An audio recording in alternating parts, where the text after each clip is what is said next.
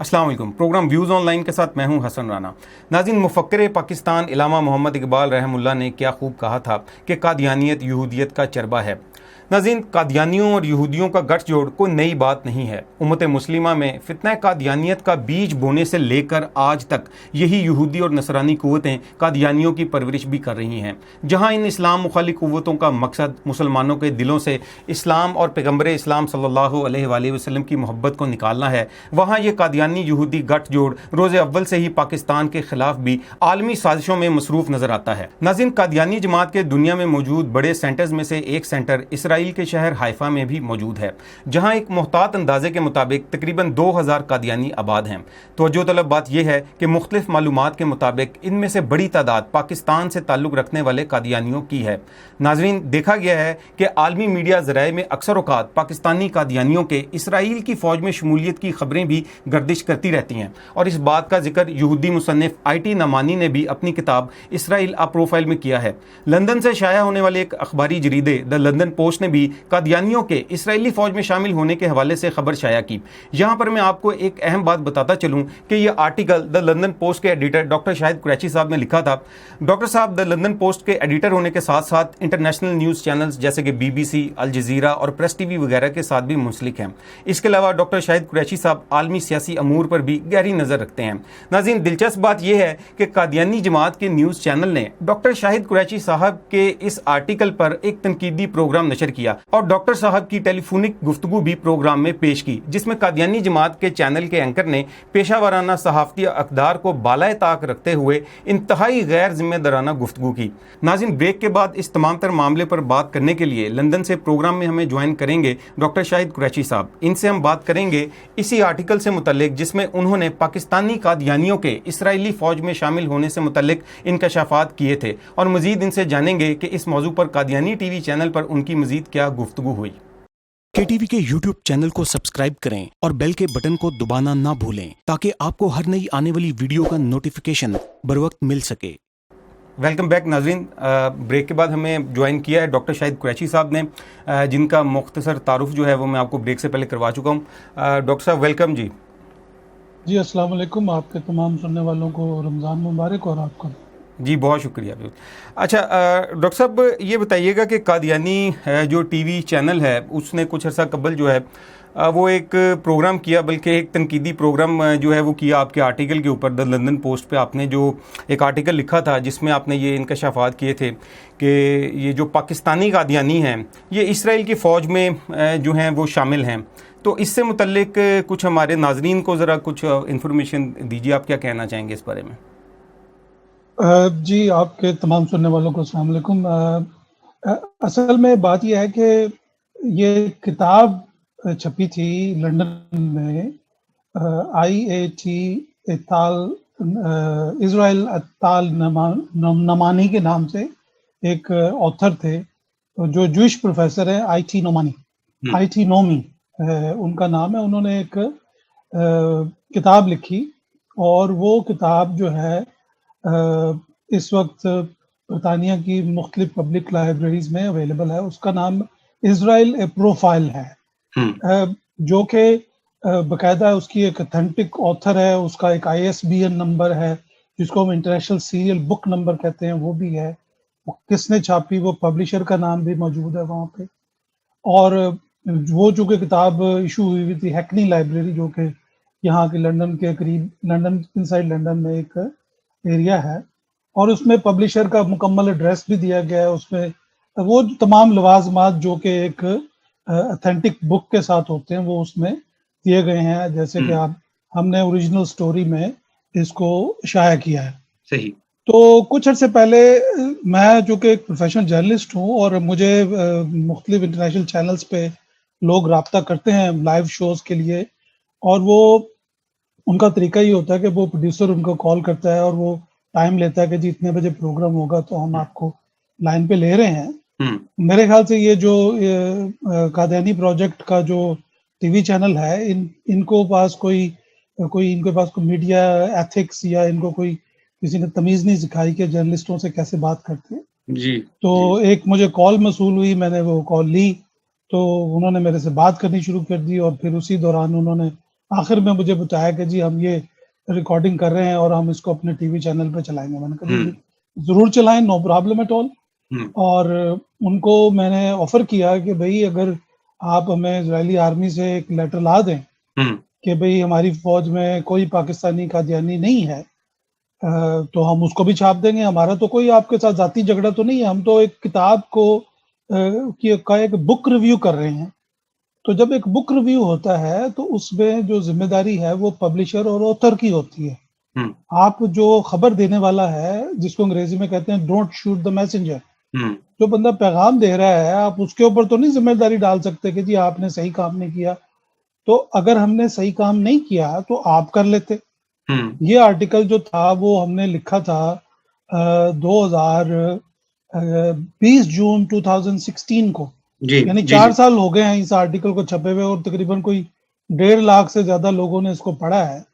تو اگر آپ کو 5 سال کے بعد خیال آیا ہے کہ بھئی یہ تو صحیح نہیں ہے, تو آپ کا کام ہے آپ لیٹر ٹو دی ایڈیٹر لکھیں, آپ ایڈیٹر کو کہیں کہ بھئی یہ خبر غلط ہے اور ہماری طرف سے اس کی یہ ایکسپلینیشن ہے, یہ ہم اس کی ریبٹل دے رہے ہیں, تو ہم اس کو بھی چھاپ دیتے ہیں, ہمیں کوئی پرابلم نہیں ہے اس بارے میں. آپ نے یہ کہا بھی تھا پروگرام میں.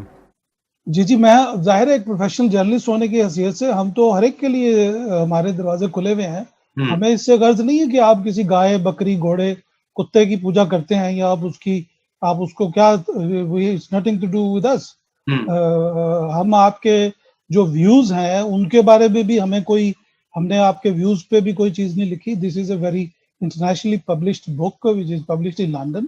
آپ کو اگر اعتراض ہے, آپ کو چاہیے کہ آپ یہاں کی ہائی کورٹ میں جا کے, جس طرح شہباز شریف صاحب نے جو ہے وہ ڈیلی میل کے خلاف کیا, آپ بھی کتاب کے خلاف جائیں, آپ اس کے آتھر کے خلاف لکھیں, پبلشر کے خلاف لکھیں, ہم وہ بھی خبر چھاپیں گے. آپ ہمیں بھیجیں اپنی پریس ریلیز. جی ہم نے ڈاکٹر صاحب ویسے آپ کا کیا خیال ہے کہ یہ کیوں نہیں گئے ابھی تک, یعنی کہ اب تو کافی عرصہ ہو گیا, تو یہ کیوں اس کتاب کے مصنف کے خلاف نہیں گئے, لائبریری کے یا پبلشر کے خلاف کیوں انہوں نے جو عدالتوں میں کیوں نہیں گئے؟ دیکھیں بات یہ ہے کہ اگر یہ اس کو عدالت میں لے کے جائیں گے تو پھر جب آپ کو یہ عدالت میں جاتے ہیں تو سب سے پہلے جو کیس لے کے جاتا ہے اس کو اپنی کریڈیبلٹی بتانی پڑتی ہے کہ میں کون ہوں, میری کیا عزت ہے. اور میری ڈیفیمیشن لا میں آپ کو یہ بتانا ہوتا ہے کہ جی میری جو عزت ہے اس کے اوپر دھچکا پہنچا ہے اس خبر لگانے کی وجہ سے یا ان الفاظ کی وجہ سے, جو ہے نا مجھے تکلیف پہنچی ہے, اور میری ریپوٹیشن کو جو ہے نا وہ جو لا آف ٹورٹ ہوتا ہے کہ بھئی where there is a blame دیر از اے کلیم, کہ جہاں پہ آپ ثابت کر سکیں کہ آپ کی عزت پہ جو ہے نا نقصان ہوا, آپ کی ریپوٹیشن جو ہے وہ خراب ہوئی ہے. تو اگر یہ ہائی کورٹ میں لے کے جائیں گے تو پھر ان کو بہت سارے ان کے اپنے جو قادیانی پروجیکٹ جب انگریزوں نے شروع کیا تھا ہندوستان کے اندر, تو اس وقت تو اتنی پبلشنگ اور یہ سوشل میڈیا اور یہ سب چیزیں نہیں تھیں, لیکن جو اس وقت کی ضروریات تھیں اس ساری ضروریات کو انہوں نے, اس وقت کی جو سائیکولوجیکل وارفیئر اور آپریشنز جو ہوتے تھے, سائیکولوجیکل آپریشنز, وہ اس کا یہ لوگ حصہ تھے. کیونکہ انہوں نے جو ابھی میں نے آپ کو ہم نے وہ کتاب کا ریویو بھی چھاپا تھا, دا مہدی کے نام سے, جو اے جے کوئن نے جو لکھی ہے. وہ ایک ظاہر ہے کہ کوئی انٹیلیجنس افسر تھا جس نے کہانی کی شکل میں, اب کوئی بھی افسر اگر ناول کی شکل میں یا فکشن کی شکل میں وہ بات کرتے ہیں, جیسے آپ ہالی ووڈ کی فلمیں دیکھتے ہیں تو وہ اس میں لکھا ہوتا ہے کہ all characters are fictionary, any resemblance will be just a coincidence, لیکن وہ بہت ساری چیزیں جو ہوتی ہیں وہ ریئل ہوتی ہیں.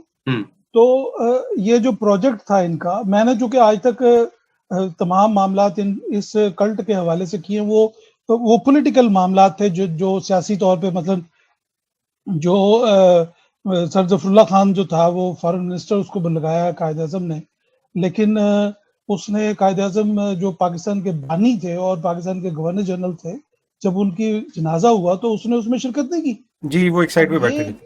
یہ ایک ایسی چیز ہے کہ یہاں برطانیہ میں بھی کیا, یعنی ایک سوشل ایتھکس ہوتی ہے کہ اگر آپ کا کوئی جاننے والا, کوئی ہندو ہو, مسلمان, کرسچن, کسی بھی مذہب سے تعلق رکھنے والا اگر کوئی فوت ہو جائے تو آپ اپنی کنڈولنسز اس کو ضرور دیتے ہیں کہ ہمیں بڑا افسوس ہوا آپ کے جو ہے وہ جانے کا. لیکن یہ جو منورٹی ہے, ان کے جو سیکنڈ خلیفہ نے ایک ان کو انسٹرکشن دی ہوئی ہے کہ آپ نے نان احمدیز جو ہے وہ ان کے ساتھ نہ اپنے بچوں بچیوں کا رشتہ کرنا ہے، نہ اپنے ان کے ساتھ کسی قسم کی ان کے جنازے میں جانا ہے. اور ان سے جب پوچھا گیا کہ بھئی اگر کوئی سلام دعا ہو جائے تو کہنے لگے ایسے ہی سلام دعا کرنا ہے جیسے کوئی نان مسلمس کے ساتھ آپ اپنا انٹریکشن رکھتے ہیں. جی تو یہ اصل میں ایک ریورس ڈسکریمنیشن ہو رہی ہے، یعنی ایک منورٹی گروپ جو ہے وہ میجورٹی گروپ کو ڈسکریمنیٹ کر رہا ہے کہ بجائے یہ کہنے کے کہ ہم تمہیں نہیں مانتے، وہ کہتے ہیں ہم نہیں مانتے تمہیں جب تک تم ہماری اس میں. اور وہ بڑی ابیوسو لینگویج بھی بہت سارے اسکالرز آپ کو زیادہ اچھا بتائیں گے کہ مرزا غلام احمد نے جو ہے وہ کس قسم کی زبان استعمال کی ان لوگوں کے بارے میں جو اس کے ویوز کو فالو نہیں کرتے تھے. اب ہم تو چونکہ جرنلسٹوں کا کام یہ ہوتا ہے کہ اگر کوئی نئی انفارمیشن آئے تو ہم اس کو پرانی انفارمیشن کے ساتھ لنک کر کے اس کو چھاپ دیتے ہیں کہ بھئی یہ خبر ہم نے چھاپی تھی تو اب یہ نئی خبر آئی ہے. تو اس طرح میں نے تھوڑا سا ریسرچ کیا تو مجھے پتا چلا کہ یہ تو ان کے گروپ میں ان کی کلٹ میں جو ہے وہ کوئی کمپلسری سبسکرپشن ہے، یعنی چندہ جو ہے وہ لازمی طور پہ ہر ایک کو دینا پڑتا ہے. اور اس میں بہت سارے لوگوں سے میری بات ہوئی تو وہ کچھ لوگ بیچارے ڈپریشن کا شکار ہیں کیونکہ وہ افورڈ نہیں کر سکتے اس میں. اور ان لوگوں کو بدنام مطلب دوستوں احباب کی محفل میں جو ہے نا ان کو وہ ڈس ریسپیکٹفلی ان کو جو ہے نا وہ اس سے پیش آتے ہیں. اب برطانیہ میں جو ہے میں نے کسی سے پوچھا تو انہوں نے کہا کہ جی جو ان کا جو فارم ہے اس پہ لکھا ہوا ہے کہ اگر آپ بینیفٹ لے رہے ہوں تو اس صورت میں بھی آپ کو چندہ دینا پڑتا ہے. یعنی بینیفٹ سے مراد کہ یہ ہے کہ اگر آپ کی آمدنی اتنی زیادہ نہیں ہے یا آپ کسی ڈسیبلٹی کا شکار ہیں تو اس وجہ سے گورنمنٹ آپ کو پیسے دے رہی ہے تو ان پیسوں میں سے بھی جو ہے نا وہ آپ کو ان کے گروپ کو ان کے لیڈر کو پیسے دینے پڑیں گے. تو دس از اڈلٹ فائنینشیل ابیوز کہ ایک آدمی خود ڈسیبل ہے، وہ اپنی فیملی کو وہ صحیح طریقہ سے نہیں چلا سکتا کیونکہ اس کے پاس انف پیسے نہیں ہیں. تو وہ لو انکم ہونے کی وجہ سے حکومت اس کو پیسے دے رہی ہے کہ بھئی تم اپنا گھر چلاؤ اور تم ان پیسوں میں سے بھی اس سے چندہ لے رہے ہو. یعنی ڈاکٹر صاحب یہ ہو گیا نا کہ ایک شخص جو ہے وہ اس کو آپ غریب سمجھ کے زکوٰۃ دیں اور آگے سے کوئی اس زکوٰۃ میں سے بھی پیسے اس کے لے لے.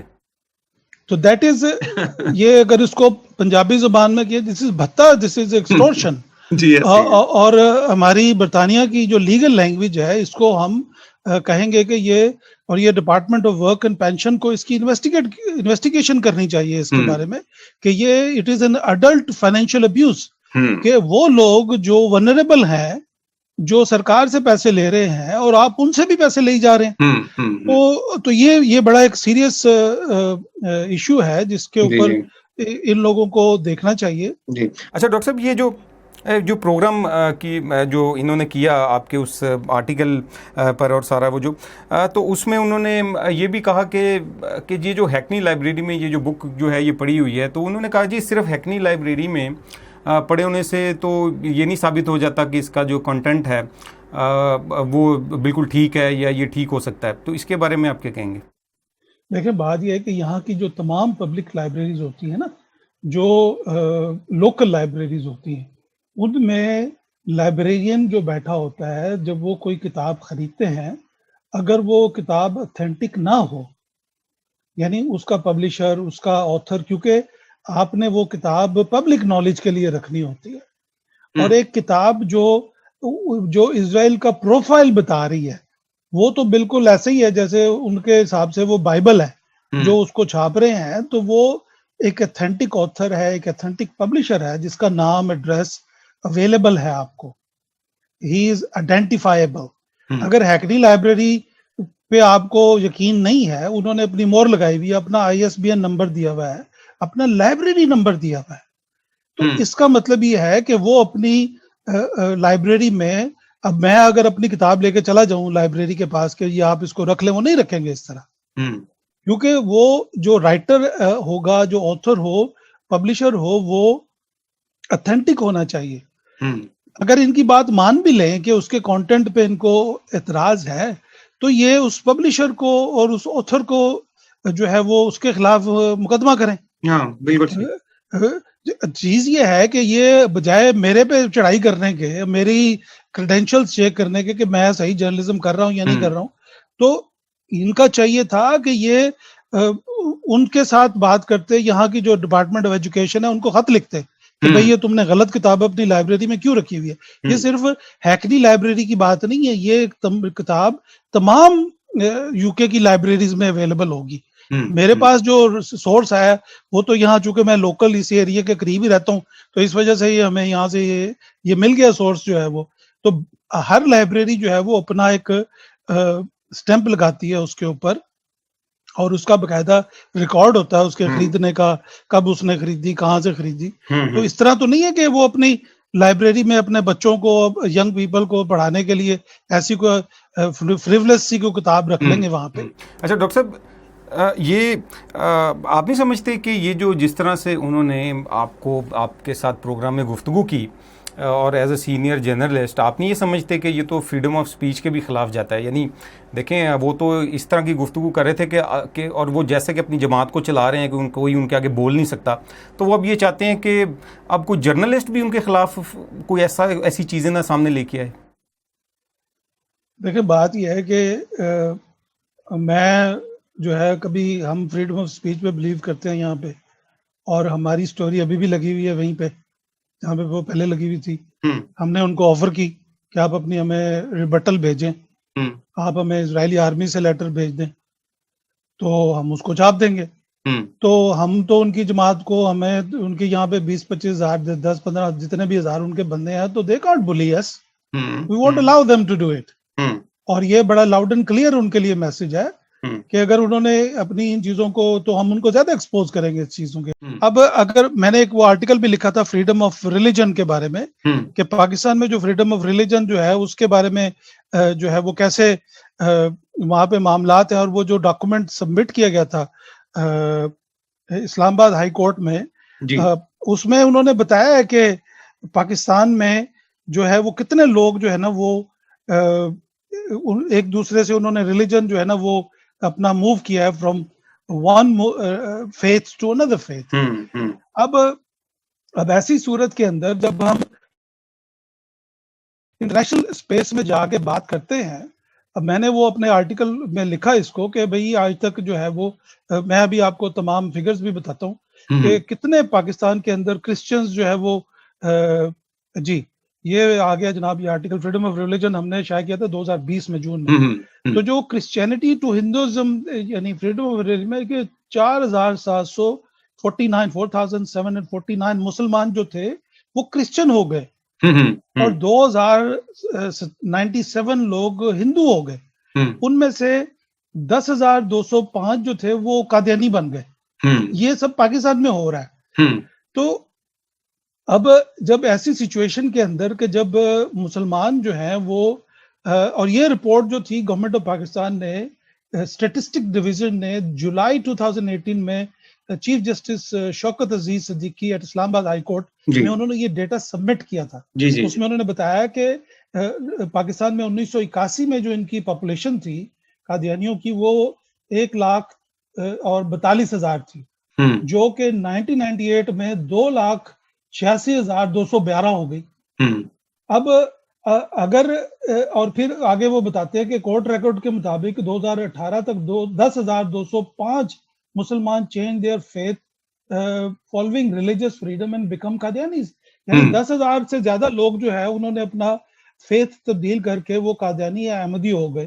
اس کے علاوہ 4,749 لوگ جو تھے وہ کرسچن ہو گئے, 2,097 ہندو ہو گئے, 190 جو تھے وہ بہائی ہو گئے, اور 127 نے ڈفرنٹ فیتھ جو ہے نا وہ, اور اس طرح individuals converted to Islam until 2018.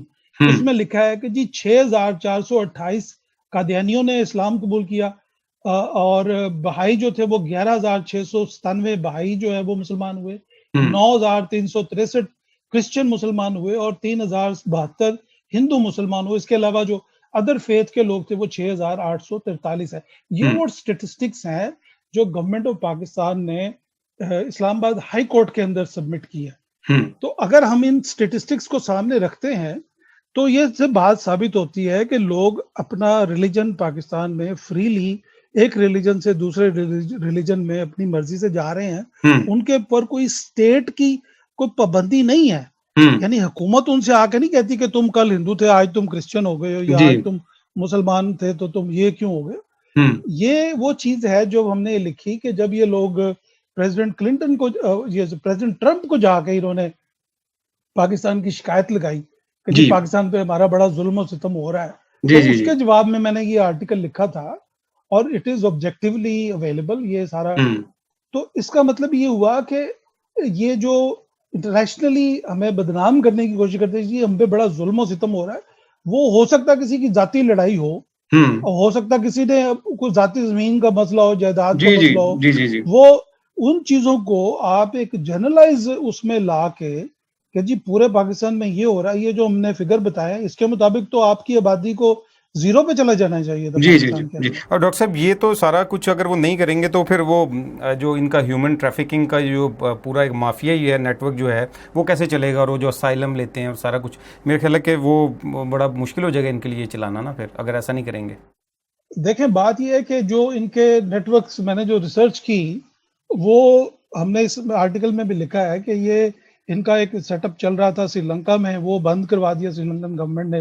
ان کا ایک سیٹ اپ چل رہا ہے تھائی لینڈ کے اندر، چائنا میں بھی ان کے بارے میں رپورٹ ہوا کہ وہاں پہ جا کے اسائلم کلیم کرتے ہیں. جب ان کو UNHCR ان کا ڈاکومنٹ دے دیتی ہے تو اس کے بعد یہ پھر کینیڈا کا یا جرمنی کا یا ان کی جو فیوریٹ ڈیسٹینیشن ہے اس کا یہ لوگ رخ کرتے ہیں. تو ان کا جو طریقہ واردات ہے وہ ہمیں پتہ ہے، میں انویسٹیگیٹو جرنلسٹ ہوں، مجھے پتہ ہے کہ یہ کس طرح انفارمیشن ہیومن رائٹس واچ کو فیڈ کرتے ہیں، اسٹیٹ ڈپارٹمنٹ کو کیسے انفارمیشن فیڈ ہوتی ہے، ایمنسٹی انٹرنیشنل کو کیسے information, because I work with those bodies. تو ہم یہ چاہتے ہیں کہ یہ پاکستان کو اپنا وہ لینے کے لیے پاکستان کو بدنام کرنا تو کوئی زیادہ مناسب نہیں ہے، اور ہمارا جرنلسٹوں کا کام ہے لوگوں کو ایجوکیٹ کرنا. اگر ہمارے سے کوئی آپ کو کسی چیز کو اچھی نہیں لگی تو آپ کا بائی آل مین آپ ہمیں لیٹر لکھیں، آپ ہمیں بتائیں کہ جی آپ نے صحیح نہیں ہے، یہ درست ورژن ہے، بجائے اس کے آپ ہمیں کہیں کہ ہم آپ کی پارٹی میں شامل ہو کے تو ہم آپ کی طرح سوچنا شروع کر دیں. That is not going to happen. بالکل ٹھیک، بالکل ٹھیک. ڈاکٹر صاحب بہت شکریہ جی پروگرام جوائن کرنے کا. جی آپ کا بھی بہت شکریہ. السلام علیکم. جی ناظرین، آپ سن رہے تھے ڈاکٹر شاہد قریشی صاحب کو، اور وہ اپنا تجزیہ پیش کر رہے تھے اس پروگرام سے متعلق جو کہ قادیانی ٹی وی چینل نے ان کے آرٹیکل کے اوپر کیا. اس کے علاوہ بھی وہ کچھ انفارمیشن جو ہے وہ شیئر کر رہے تھے کہ کیسے جو قادیانی جماعتیں انٹرنیشنلی پاکستان کو بدنام کرتی ہے، اور جو اپنی جو ان کی جماعت کے جو پیروکار ہیں وہ ان کو کیسے ایکسپلائٹ کرتی ہے. یہ تھا ناظرین آج کا پروگرام. امید ہے کہ آپ کو پسند آیا ہوگا. نیکسٹ پروگرام تک کے لیے حسن رانا کو اجازت دیجیے. اللہ حافظ.